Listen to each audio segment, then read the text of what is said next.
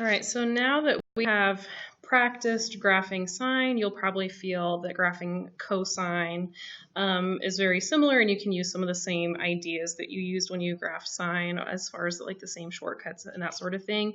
So the graphs are very similar. They just look a little bit different when you start them, but if you step back and then look at them from far away, they actually appear to be the same graph. So let's go ahead and get started again with filling out the table. So we're going to look at the quadrantal angles again.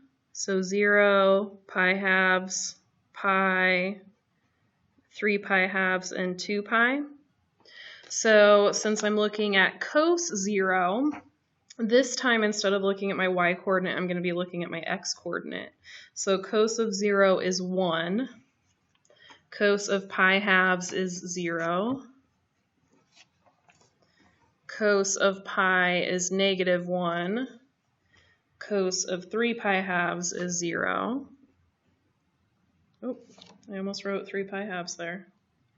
I meant 0. And then cos of 2 pi is 1.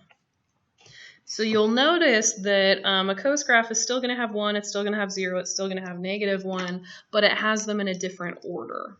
So let's go ahead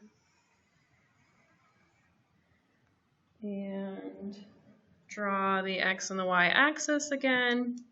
I'm going to label them pretty much the same way that I would with a sine graph. So 1, 2, 3, 4.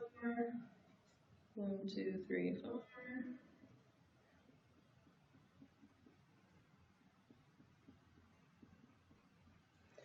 And I'll do 1 and 2. -1, -2. Okay, so at 0, we start up at 1, and at 2 pi, we end up at 1. So that's a little different. A cos graph started at 0 and ended at 0. Or sorry, a sine graph started at 0 and ended at 0. A cos graph starts at 1, ends at 1. At pi, right in the middle, it's going to dip down to -1. And then between these two dots, it crosses at 0. Between these two dots, it crosses at 0. Okay, so let's follow the pattern again. 1, 2, 3, 4. Okay, so starts at 1, ends at 1. -1 in the middle. And then between those two, it crosses 0. Between these two, it crosses 0. So now if you look at it, you can see like, oh, it's still the U shapes, but it's just like, oh, it starts with half of a U. Okay, then we've got the U shape, and the U shape, and the U shape, and then we end with half of a U. And so a full period of a cos graph looks like that, which feels a little bit different than a sine graph. But once you take away your hand and look at the whole thing, it's like, oh yeah, it is that wave pattern that we recognize from the sine graph. So the amplitude of this parent function is 1. The period is still 2 pi. The domain is still -infinity to infinity. The range is still from -1 to 1. So a lot of the information is going to feel pretty redundant. We're still going to have the transformations the exact same way.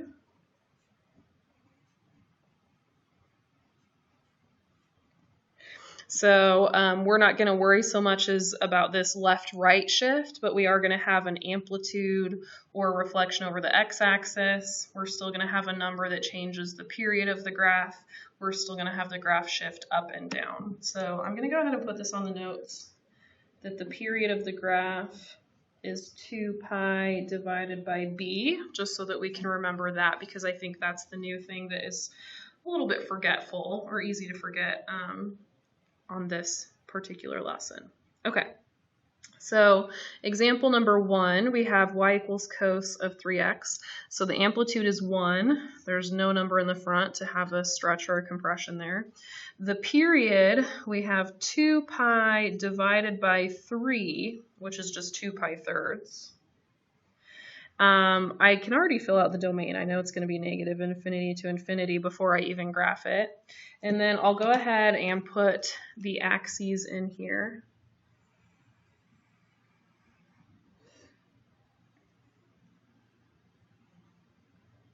Okay, So, oh, that's off center. That's annoying. Okay, so I'm going to go ahead and count 1, 2, 3, 4. I'm just going to do 1/3. 1, 2, 3, 4, 2/3.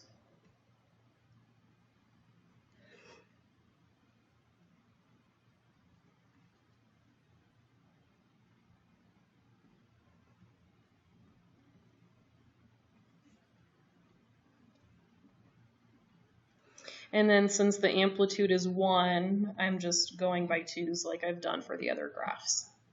Okay, so it's a cos graph, so we're going to start up at 1, and then where the period ends, we're going to end up at 1.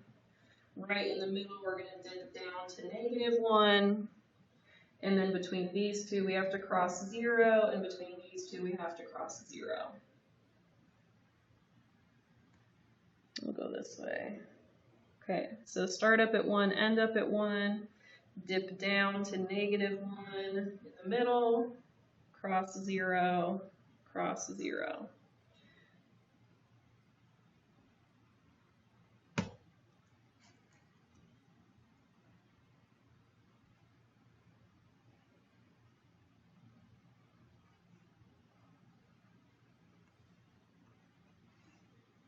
And just like before with the sine graphs, we know that we haven't made any mistakes when we can trace it with our finger, and there's no stutter, it's just a smooth curve. So the range here is from -1 to 1. Okay. So I'm going to go ahead.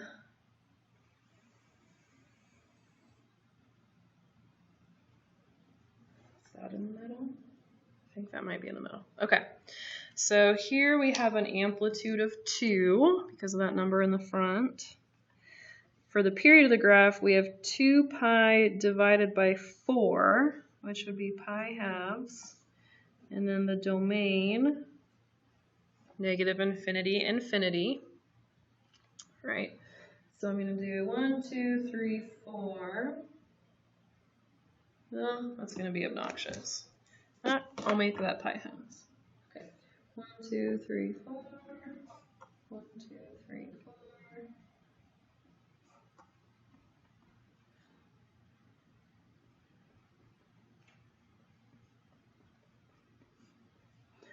Since we have an amplitude of 2, I guess I could still do 1, 2.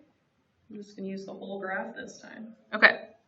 So here, we're still going to start and then end in kind of the same fashion we did before. But instead of starting up at 2 and ending up at 2, I'm going to start at -2 and end at -2. So start at -2, end at -2, and that's because of that negative in the front. So instead of starting up and ending up, we're going to start down and end down. And then in the middle, it would go to a +2. And then between those, we're going to cross 0. And between those, we're going to cross 0. All right, so start down at 2, end down at 2. In the middle, we're going to go up to 2, cross at 0, cross at 0. Start down at 2, end down at 2. In the middle, we go up to 2, cross at 0, cross at 0. So I've got half of the U shape here, and then I've got the full U and the full U.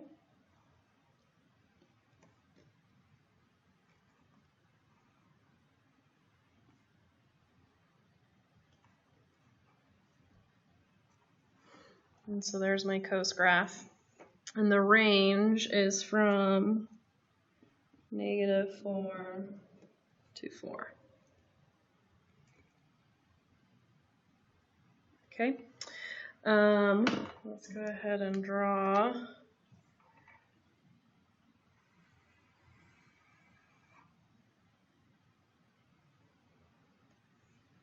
Okay. So we have an amplitude of 1. And the period is 2 pi divided by, this is one of the ones where it can be kind of helpful if we rewrite it.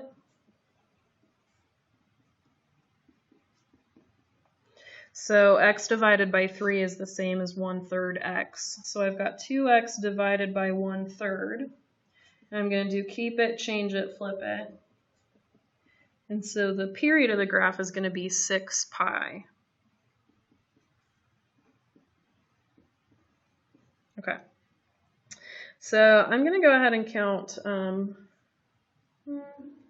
2, 3, 4 boxes. And even though it's weird, I'm going to put 3 pi right there, just because sets of 4 is still easier.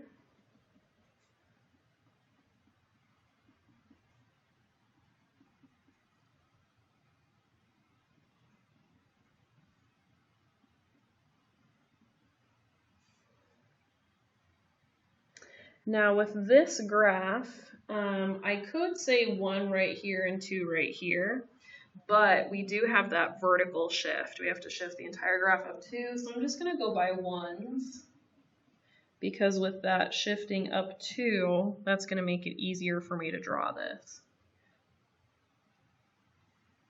So there's where I'm going to shift it up 2. Okay, so now instead of using the blue line as my x-axis, I'm going to think about doing it right here. So there's the middle, so I'm going to start up 1 at 6 pi. I'm going to end up 1, but it's a negative.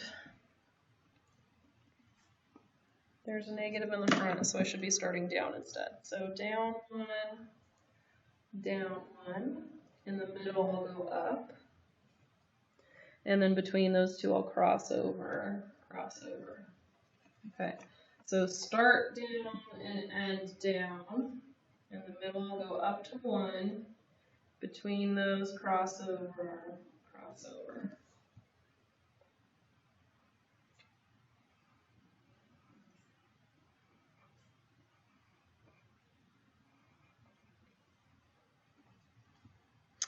And it looks like the range of the graph is from 1 to 3.